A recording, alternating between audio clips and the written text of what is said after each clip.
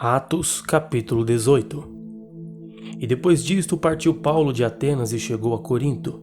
E achando certo judeu por nome Áquila, natural do Ponto, que havia pouco tinha vindo da Itália, e Priscila sua mulher, pois Cláudio tinha mandado que todos os judeus saíssem de Roma, se juntou com eles, e como era de mesmo ofício, ficou com eles e trabalhava, pois tinha por ofício fazer tendas.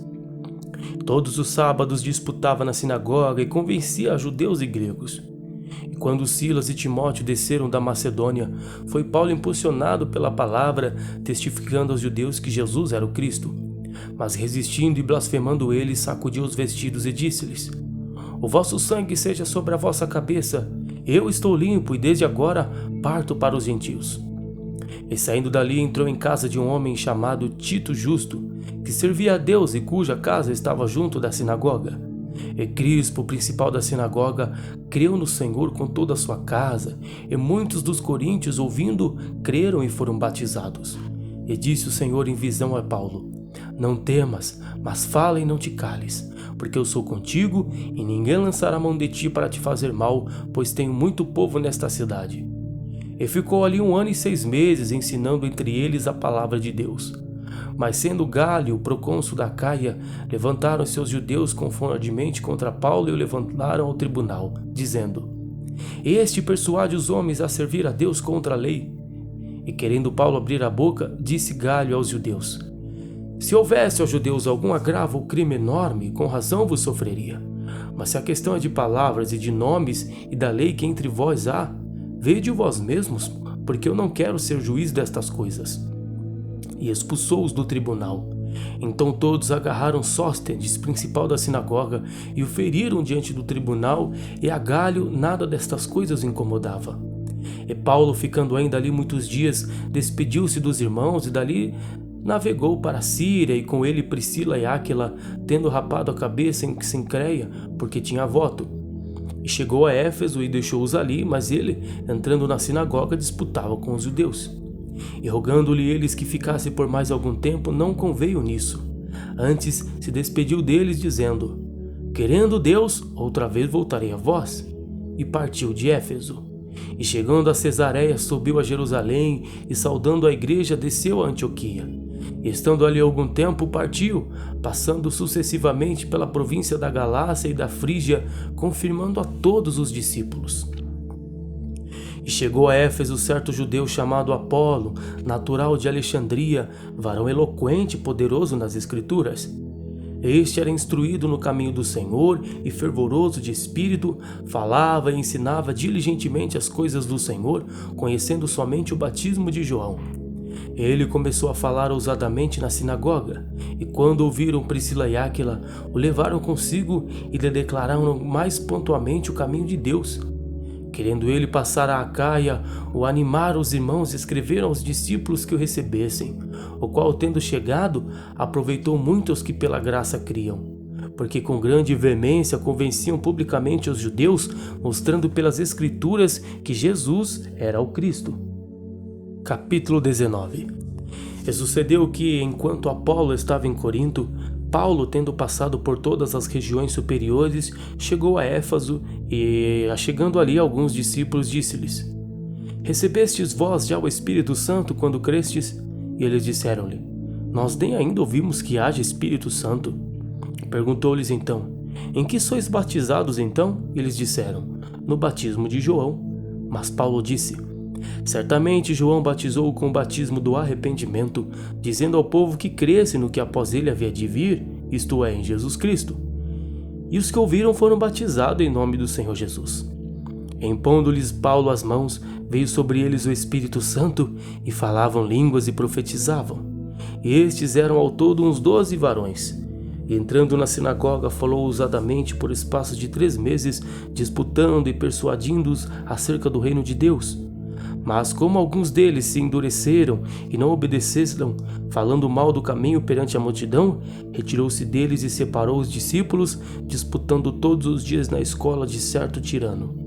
E durou isto por um espaço de 2 anos, de tal maneira que todos os que habitavam na Ásia ouviram a palavra do Senhor Jesus, assim judeus como gregos. E Deus, pelas mãos de Paulo, fazia maravilhas extraordinárias. de maneira que até os lenços e aventais se levavam do seu corpo aos enfermos, e as enfermidades fugiam deles e os espíritos malignos saíam.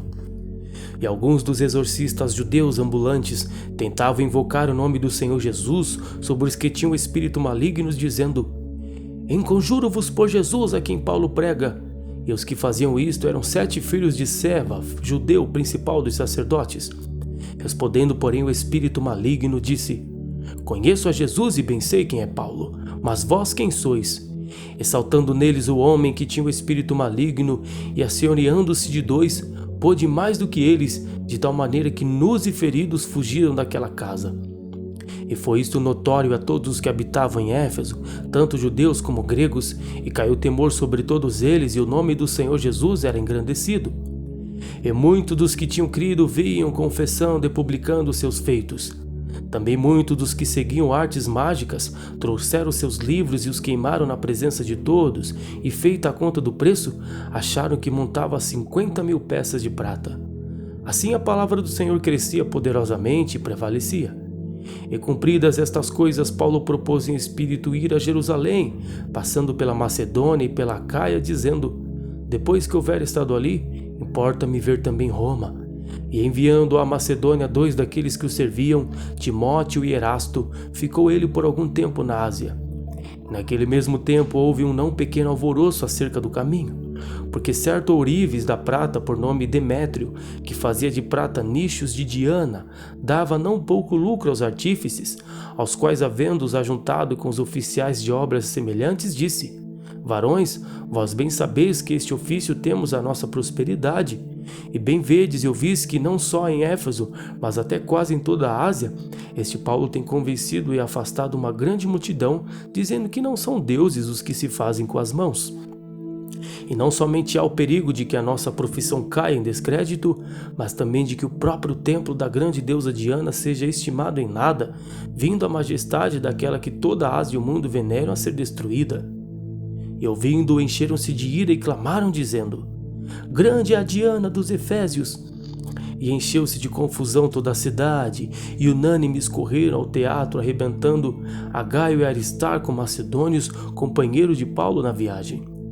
E querendo Paulo apresentar-se ao povo, não lhe permitiram os discípulos. E também alguns dos principais da Ásia, que eram seus amigos, lhe rogaram que não se apresentasse no teatro. Uns, pois, clamavam de uma maneira, outros de outra, porque o ajuntamento era confuso, e os mais deles não sabiam por que causa se tinham ajuntado. Então tiraram Alexandre dentre a multidão, impelindo os judeus para diante. E Alexandre, acenando com a mão, queria dar razão disto ao povo.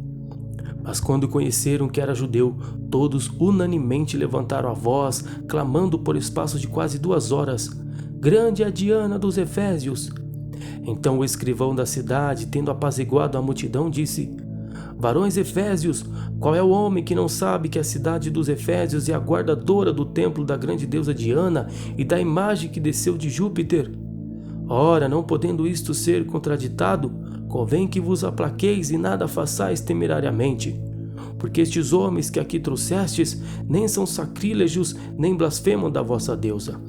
Mas se Demétrio e os artífices que estão com ele têm alguma coisa contra alguém, há audiências e há procônsules, que são alguns aos outros.